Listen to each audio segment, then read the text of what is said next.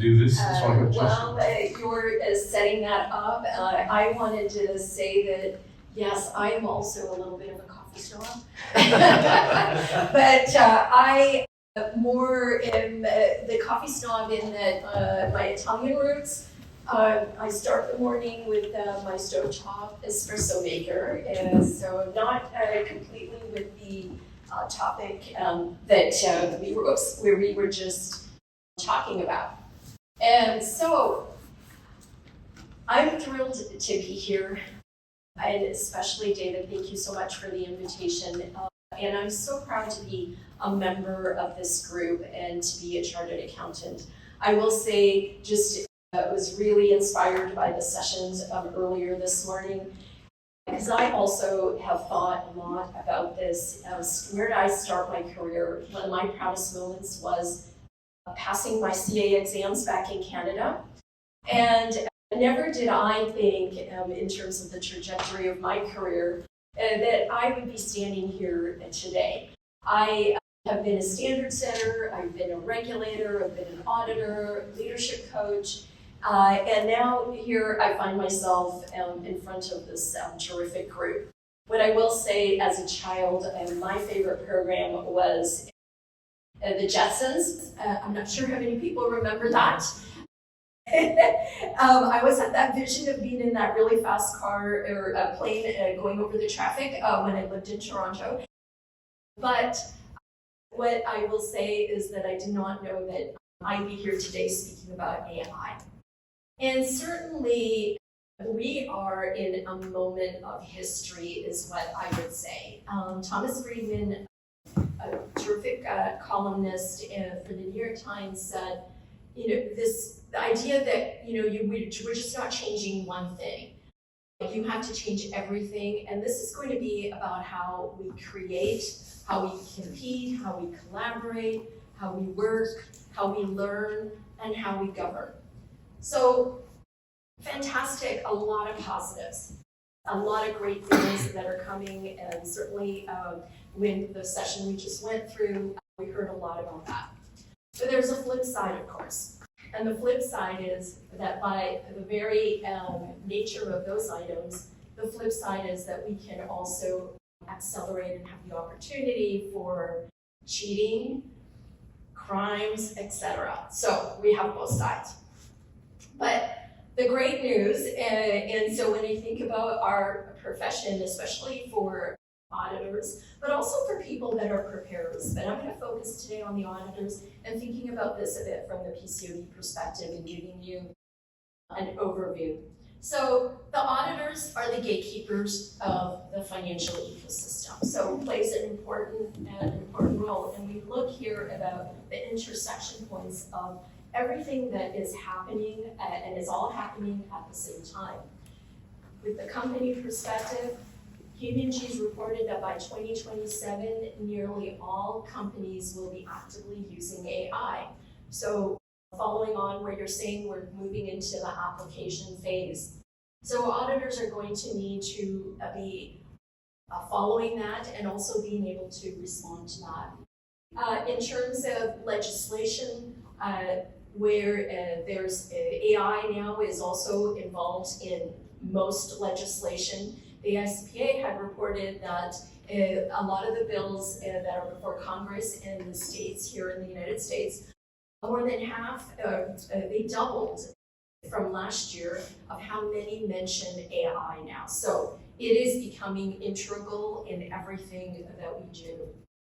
In terms of regulation, obviously there are different regulations that are going, that are being developed around AI, and it is certainly a focus. I want to focus here just about what is it that who are the overseers of the auditors. And the PCOB is the organization that oversees the audits, and they have a technology alliance group that they have spearheaded in order to inform them of what do they need to do in terms of standard setting, etc., as they are moving into as technology is advancing and developing. So I come back to the auditor as being the gatekeeper. And Why I say that that is so important is where you see everything that is changing all at the same time, is that our capital markets function because of trust. And the auditors are really important in making sure that there is trust in that system. So the work that auditors are doing and going to be doing is going to evolve and change. I know that it's been a little bit of a buzzword. My colleagues, a number of my colleagues last week were at one of the AICPA conferences called AICPA Engage, and they said almost all the booths had AI in them. And it was a bit reminiscent, if you recall, of where we were when it was like the .com era, and that was very popular. But from an audit perspective, what kind of things are auditors going to be thinking about?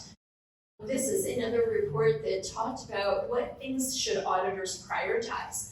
And auditors, it's a rather long list when you look up here of all the different items auditors should be thinking about. But what I will focus on and what I highlighted was the first three deal with risk. And this is all about risk mitigation, internal controls. So all these developments that are occurring at companies are things that auditors are going to be developing their approach and process to address. And of course, about how they direct or look at fraud and how they detect it. The Center for Audit Quality that also produces and provides leadership thought for the profession has highlighted and just recently produced a report that talked about what are the things that auditors need to be thinking about as they are auditing AI, and this was focused on Gen AI. So really all the questions that auditors need to be considering. But I'm going to focus from that list on just 4 items here. Did I count right? See, I'm not an auditor. I've forgotten those skills. We are beyond the numbers because I can't count. I said 5. So when I think about governance, so here, auditors are going to need to, for sure, understand what's the governance over AI. So now I'm thinking about how an auditor is approaching an audit. They're going to want to understand what the controls are over that process, how the solutions are identified, how they're managed, and also, who's accountable, who is responsible for that oversight about these models and tools that are being developed. And that is going to be that very first step around looking at internal controls, especially when you're looking at internal controls over financial reporting. From a reliability and completeness and accuracy, of course, all of this information is based on data, right? Well, information is data. So when you think about there's going to be data going in, data being processed, and data coming out. And auditors, in many ways, the things we do is not, the principles and the process is not really changing, but it's the how is going to change, and those risks that are being introduced through this process. So where you have models that are learning and changing. So if you look at it and you're looking at it today and you get one answer, and as it learns, it gives you a different answer, over time, is that tool that a company is using, is it still giving them the appropriate information? Is it still working as it was designed or intended? So there are a lot of questions here that are going to be considerations that auditors will have as they are doing their work. And certainly thinking about bias, we talked about that before. And I was hearing about this, I hear about this in a number of different ways because it touches a lot on some of the topics around diversity, right? How do you build the tools so they're based on prior norms and practices, but is that inserting a bias into it? So this, in terms of the information that's being used, and I think about what an auditor would be looking at, they'll be looking at things about, is this overstating, understating, or what is the bias, and how do you evaluate it in terms of ensuring that, again, We're focused on, is it accurate, is it complete, and is it reliable? So I think in some ways we still have that black box concern. So it's still about what happens in the middle, right? Like, how do we understand all the algorithms? And so these are challenges and opportunities that are present, that are going to be assisting, and I think it's a really exciting time, and a really exciting time for the audit profession. And I do think one of the topics that I'll talk a little bit later on is that I think it is also an opportunity to really engage with newer staff that are coming in terms of the exciting promises, and linking this back to the basic trust that auditors are really focused on about the capital markets. So when you think about, like, if you take this a step down to audit itself, where have some of these tools, where are they being used, and are they being used right now? I do think that some of this is still maybe like not as prevalent in practice just yet, but where we see it is in using things like for planning and being able to look at larger data sets to identify the risks that may be available, whereas most of this activity would have been very manually focused, and it probably still is. We're seeing some of these tools being used, but they are they're more, I would say, additive as opposed to replacing procedures. And being able to look at large volumes of data, and so again, where you're testing, an auditor's doing test work or doing substantive testing, they're now, with some of the tools, they're able to look at complete populations of the information. And it helps to make it a lot more effective, as opposed to just picking a small group of information, of a small sample of a company's results. And I just, as data snipper, although my colleagues, I keep saying sniper and they keep correcting me, but that's been one of the popular tools that we've seen being used. And again, it really helps with being able to extract data and being able to look at consistencies amongst the information. Certainly, there is research as well that has come out to say that use of AI can actually help reduce the likelihood of a restatement. So again, some research that suggests enhancing some of these tools or incorporating the tools are going to assist with improving audit quality. And again, something that as the PCAOB, as the, and I was a former audit regulator, worked at the PCAOB, certainly something that they are obviously very focused on. A firm, just like a company though, is also looking at their own internal controls. And in an accounting firm, it's going to be the quality controls or quality management, depending on if you look at it from an international perspective or from a US perspective.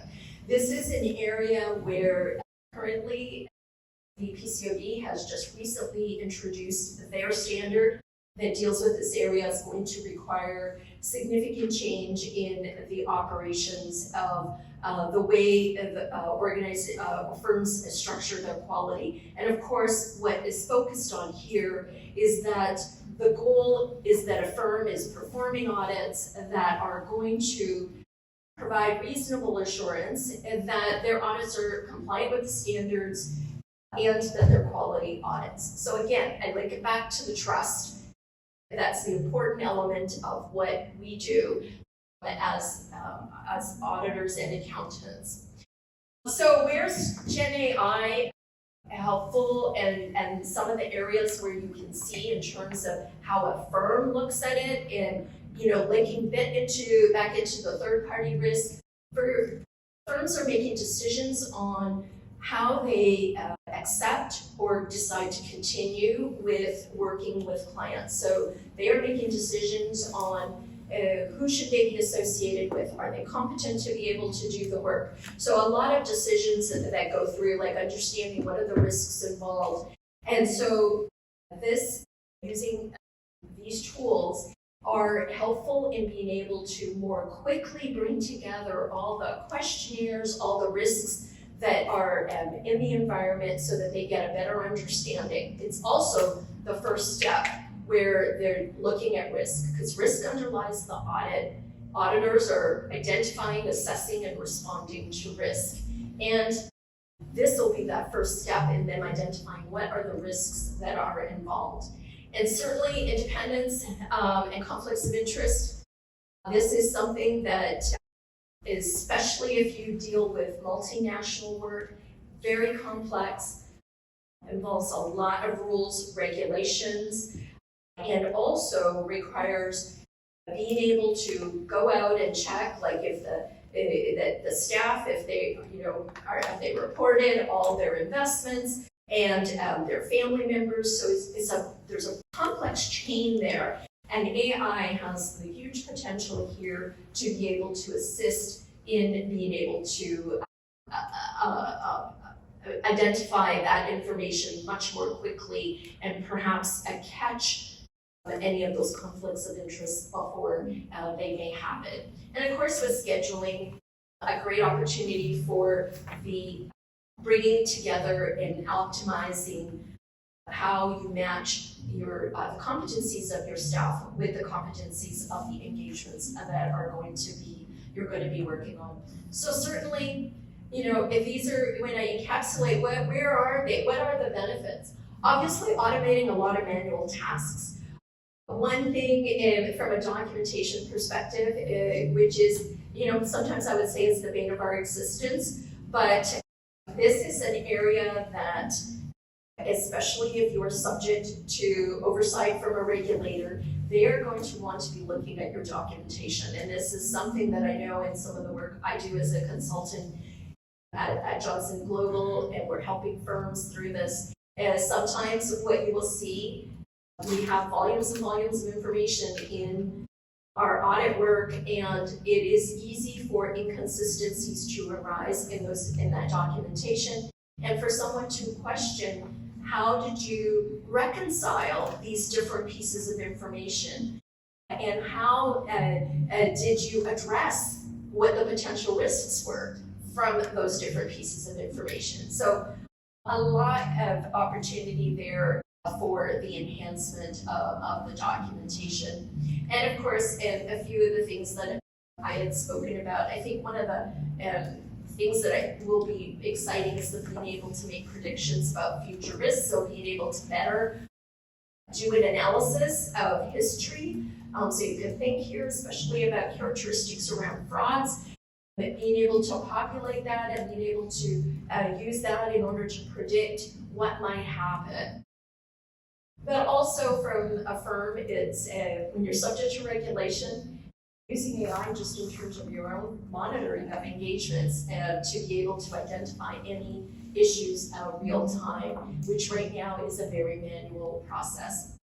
So as I said at the PCOE, they had initiated a Technology Innovation Alliance Working Group. This is a group that is advising them on where technology and the emerging technologies are going, and is there any impact on standards? What do they need to be thinking about? The group is chaired by Christina Ho, a board member from the PCOE. She's got a very strong background in IT as well, and so she's mentioned that they will be coming out with a report shortly on the results from what they have, all the outreach and work that they've been doing. I know our organization, one of my colleagues has participated in the outreach and the working group as well. So just yesterday, and I hope you won't ask me too many questions about this new standard, but they proposed, they had an open meeting and they finalized the standard. It's still pending SEC approval because the SEC also needs to approve their standard. But this new standard was really dealing with it's a first step to start to incorporate technology into the standards. But it is really saying, here's what you need to think about when you are incorporating technology in the standards. For a lot of firms, I'm not sure it's going to make a substantive change, but it's the first step that is really moving towards clarifying and really focusing on some of the things I was talking about earlier about your controls. How do you know that technology works? What is your control over that technology? And how have you evaluated the reliability of the data that goes into the technology, that is going into however you are using it? So again, focused on the principles, we always are looking for reliability, the audit evidence, how do we know it to be true? So these same things are going to apply with regards to the technology. So, here I say that our core foundations of, who we are as auditors, it's core to us that we're skeptical, we have judgment, and these are the things that are going to remain paramount for us. I think they're the valuable skills that are going to be even more important in focusing again on building that trust and the integrity in the market as AI that is just introducing this sort of a perpetual change that we're dealing with. So I think a number of these things, we talked about, and I know earlier Andrew and David spoke about these, but I wanted to focus on the bottom two. Sort of that new skills for auditors and the human interaction piece of it. So this is on one side, it's that opportunity for the growth of being able to build the skills and the knowledge in order to be able to apply these new technologies. Of course, there's the one concern with it. When we automate a bunch of stuff and we take out like that core, and our profession's been based on that apprenticeship model, how do you build the skills to have judgment, to be skeptical, and to continue to be able to apply those? You're going to need those in order to understand what should be the prompt. Did I put in the right prompt into the AI? Is the result I'm getting the right result? Does it make sense? How do I know that? So again, there's going to be, I think, a new opportunity and certainly a shift in how we train and develop people in order to have those critical thinking skills around building their judgment, their skepticism, and being able to get to that level without actually having the opportunity to get involved in the details of it. So an opportunity that presents itself, and also I think a great opportunity and an exciting opportunity for the new entrants into the profession that I think we could do a better job of marketing for us. And not, of course, the last bit about human interaction. If I put like my leadership coach hat on, this is the piece around how do we maintain the humanity in all that we do. And I do think that is a concern. And certainly we've seen it just even with some of the things that have occurred over the last few years. That being the ability to have interaction, the ability to learn from others, to observe others. How are we going to be able to maintain that? But it will be the focus that we would want to have on those things to build the skills, just like that first panel of the trajectory and the weaving roads that we've all had. So we have to be bold and responsible all at the same time. So especially as auditors that are responsible for maintaining that trust in our system. And as we move forward, here's where I like to think is that, again, focusing on being experts. We are experts.